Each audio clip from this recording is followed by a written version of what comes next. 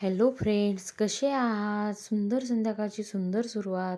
आता इथे संध्याकाळ झालेला, चहा झाल्यानंतर मी लगेच भाकरी करायला घेतल्या आणि पिल्लूची इथं बॉटल गांजलेली तिथे बॉईल करायला ठेवले. लगेच भाकरी झाल्यानंतर तवा गरमच होता, त्यामुळे म्हटलं मसाला करून घ्यावा.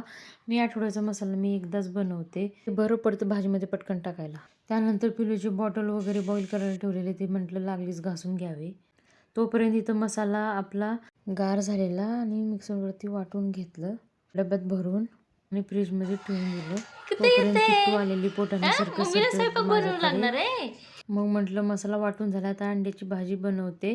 ते मी विसरलेलीच की एक कुकर लावलेला भाताचा आणि अंड्याचा, ते झालेलं मी भाजी पण बनवून घेतली. आता फक्त भांडी घासायची राहिली होती. मग आम्ही जेवण करून घेतलं. जेवण झाल्यानंतर भांडी पण घासली आणि घासलेली भांडी लगेच ठेवून दिली जागच्या जागी. त्या जागी कसं असतं, सगळं त्या टायमिंगला केलं ना, आपल्याला जास्त लोड येत नाही कामाचा.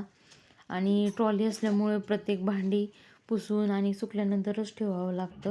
घरातील कंगवी खूप खराब झालेले, म्हणजे कसं आपली जी केसाची घाण असते ना, ती आतमध्ये जाऊन बसते. मग ते मी गरम पाण्यामध्ये भिजत ठेवलेली आणि ब्रशनी आहे ना लिक्विड घेऊन मी घासत होते. तुम्ही पाहू शकता किती घाण होतं. आता बघा, त्यानंतर घासल्यानंतर किती स्वच्छ झालेत. एवढं सगळं काम करता 11 वाजलेले, कारण किट्टूला बघत बघत बाकीची पण कामं करावं लागतं, त्यामुळे उशीर झालेला. कधी कधी 11, कधी 12 वाजता झोपायला. पण अधूनमधून किट्टू आमची उठल्यानंतर आम्ही रात्री जागीच राहतो. कधी 2ला उठते, कधी 3ला उठते.